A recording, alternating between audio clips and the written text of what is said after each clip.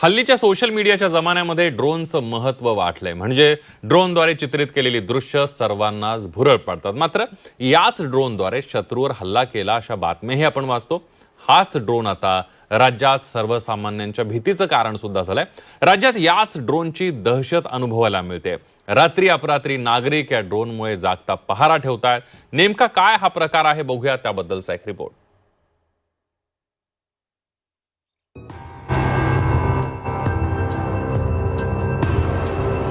Drone येईल, जागते रहो। मुळशीत रात्री ड्रोनचा खेळ चाले। रात्री अपरात्री ड्रोन उडवताय तरी कोण? एकाच वेळी 3-3, 4-4 ड्रोन आकाशात घिरट्या घालतात। विशेष म्हणजे रात्रीच्या वेळी मोठ्या संख्येनं ड्रोन फिरतात। लाल हिरवे लाईट्स असलेले ड्रोन पाहून अनेकांची झोप उडाली आहे। पुण्याच्या मुळशी भागातलं दररोज रात्रीचं हे दृश्य। हे ड्रोन नेमके कुणाचे? रात्री हे ड्रोन कशासाठी घिरट्या घालतात? असे अनेक प्रश्न मुळशीच्या नागरिकांना सतावतात। त्यामुळे सामान्य नागरिक भयभीत आहेत। पुण्याच्या मुळशी भागात रात्री उडणाऱ्या ड्रोनची दहशत अनुभवता येते। एकाच वेळी 3 ते 4 ड्रोन आकाशात दिसतात। हिंजवडी IT पार्क पासून भुगाव पौंड पर्यंत ड्रोनची दहशत दिसते। ड्रोनद्वारे चोरी करण्याचा उद्देश आहे का? ड्रोनद्वारे रेकी केली जात आहे का?